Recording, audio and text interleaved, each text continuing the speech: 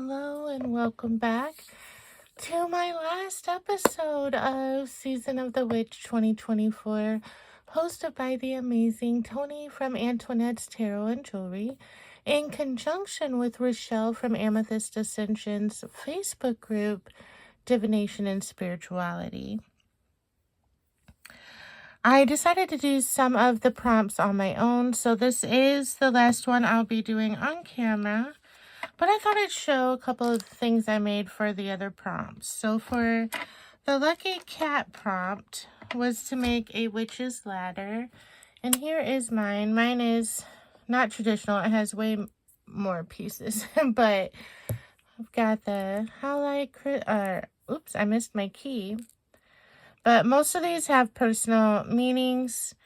But I've got the key and the highlight. We've got a mushroom charm, the carnelian, the lucky coin, rhodonite. We'll do it this way so you can see better because I don't know if the camera was focusing. A leaf charm, the amethyst, the flower, a lantern. Got a crystal charm, the Hamsa hand, and then this beautiful shimmery feather at the bottom. So that is my witch's ladder that I made for the Lucky Cat prompt. And then for the Bubbling Cauldron prompt, create a solstice potion to soak away the achy bones and remove negativity. I actually, in my Spiral Rain box, received sadly, my last Spiral Rain box, which I'm going to miss it so much. I got this DIY Angelic Bath Ritual Kit, and it came with everything you needed to make it. So we have sea salt, lavender, chamomile, rose petals, a raw blue calcite crystal, and then the Heavenly Connections Essential Oil Blend, which is frankincense, lavender, rose, and sandalwood. And I didn't have a jar big enough, so I finally found one. And this is what it looks like. You can you see my big old chunk of blue calcite? You can kind of see if there wasn't a glare. Here, I'll just...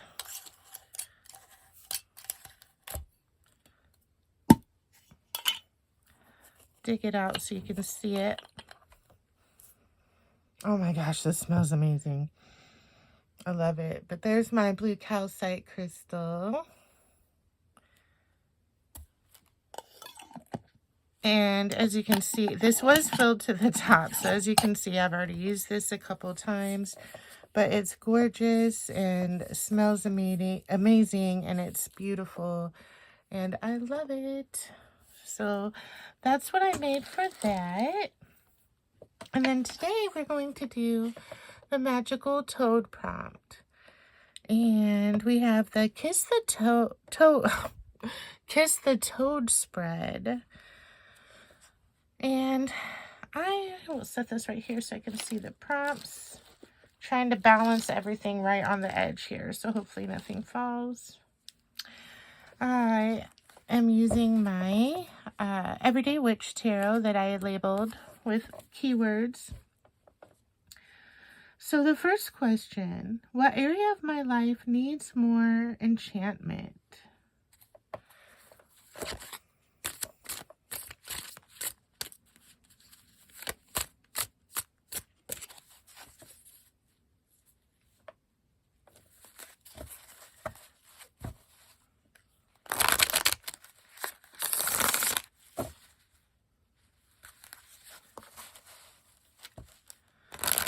I love shuffling this deck so much. What area of my life needs enchantment? Alright, I got the Knight of Swords, and of course I didn't bring any tarot books in with me, but I know the Suit of Swords is the suit of thought, the mind. And knights are action-oriented. This knight runs the scale from ambitious to ruthless. So what area of my life needs more enchantment? Maybe my ambitions, being more ambitious, being more action-oriented and in a magical way because of the word enchantment. Love it. Next, how can I make 2025 more magical? That wasn't on purpose, by the way. And I got the Page of Swords, interestingly enough. And this deck is shuffled. And I'm doing, Page of Swords. Sorry, I was just thinking about the fact that I got the Knight and then the Page. Both of the same suit. How can I make 2025 more magical? So I think where I'm having a hard time is because I think the suit, we're talking about the suit of thought here. And to me, that is a little less on, for me personally, being brand new to tarot, I don't necessarily think of the Suit of Swords as in a magical way. Maybe because I'm a really earthy person, I tend to think of the Pentacles more that way. But maybe that's just biased on my part.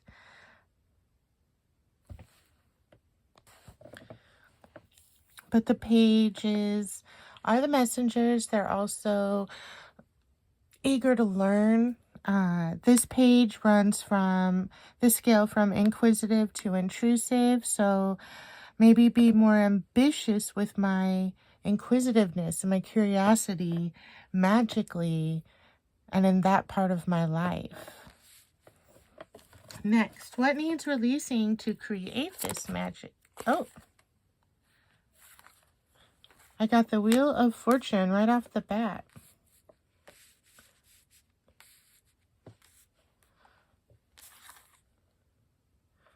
Which is about change, you know.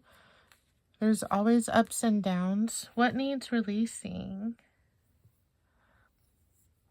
My fear of the change, my resistance to the change. Go more with the flow and be more ambitious and eager in my life and not worry so much about the fear of crashing and burning. How about that? What actions should I take to create this magical enchantment?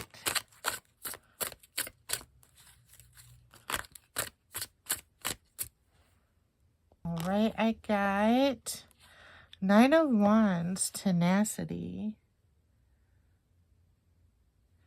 I need to just keep on keeping on and not let life get me down when I'm on the downside of the Wheel of Fortune.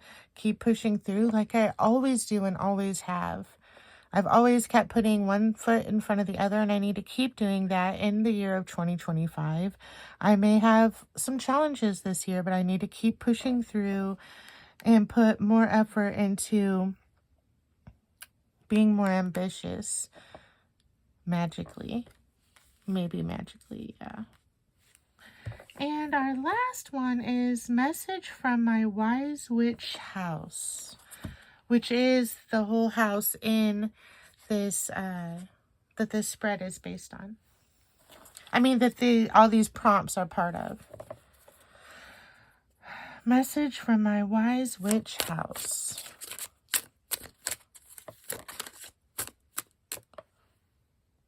All right, I got the Nine of Swords and the Hermit. So I think that I need to really do some introspection to figure out how to move past my anxiety and fears so that I can accomplish this right here. So that's what I think that is. Let's maybe do it like this. I really love this deck. I've had nothing but great readings with this deck. As I said in one of my other videos, I love shuffling this deck so much. For anybody who is doing the Unlocking the Tarot book by Lisa Pepez and has that fear of writing on their cards or doesn't have a deck that they want to write on, I did use this washi, really thin, like skinny, but also thin washi. It's not thick. And used it on my cards, and it's perfect. I have shuffled this deck so much. I just literally sit there and shuffle it just because I enjoy shuffling it. And the washi isn't coming off at all. It's staying good. And so oh, that's interesting. I wonder why my Fool's upside down.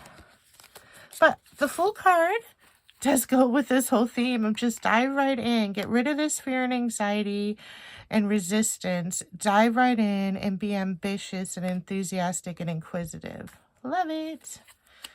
We're going to leave the Fool out. All right, and then I would like to pull a card from a couple Oracle decks just because they're new to me and I haven't gotten to use them yet. And so these are the two Oracles I picked. First, I picked the Wild Unknown Animal Spirit.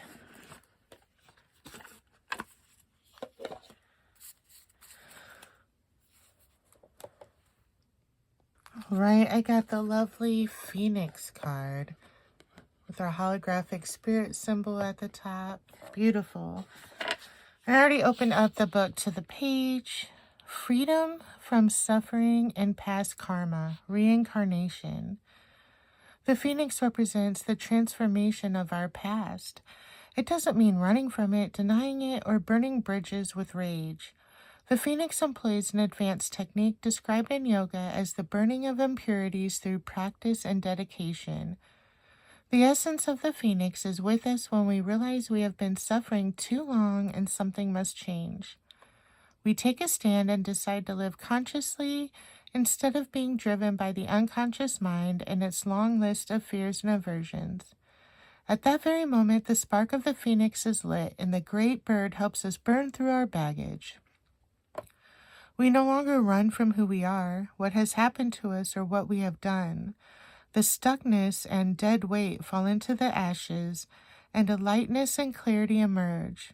As the stagnancy continues to smolder, the Phoenix lifts our spirits up, and we begin to recognize ourselves again. We may catch a glimmer in our eye that wasn't there before. Look closely. It's a sign the fire of transformation is upon your wings. The Phoenix and the first chakra. The ancient yogis believed that our heaviest karmas reside in the first chakra. This earthen center is also called Muladhara, or our root. The ascent of the Phoenix begins here, and as the entanglement of karmas is slowly burned, it rises from the ash toward the navel center. Again and again, it makes this journey from first to third chakra, purifying our essence, freeing us from the past. Which, if you've watched my more recent videos, you guys know that this is something I'm already working on. All of this really is something I've already been working on and working towards. So what a great reading. And then next, I picked the Wisdom of the Wild Things Oracle.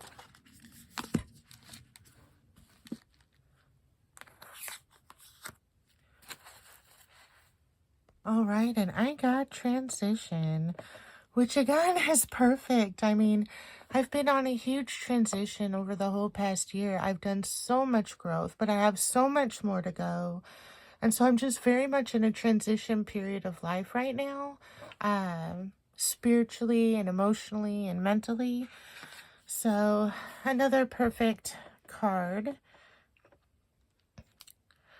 Transition. It's okay when you don't feel like yourself. It's okay when you aren't who you used to be, and you aren't yet who you will become. This is the butterfly soup of change. Upon entering the cocoon, the caterpillar ceases to be a caterpillar. Its DNA literally stops showing up as caterpillar, but likewise does not show up as butterfly. This in-between phase is called the imago. I don't know if I'm saying that right. I-M-A-G-O. Imago. Where the image of becoming a butterfly shows up prior to the cells actually forming. If this is the soup you found yourself in, yes, that is the period of life I'm in right now. Follow the caterpillar's example. Cocoon yourself with quiet and stillness. Our hermit down here. Get cozy. Befriend the unknowing. You're becoming.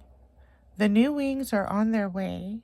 Whether you hope for a winged new life, career, relationship, or health report, allow yourself to rest and unravel in peace. It's essential.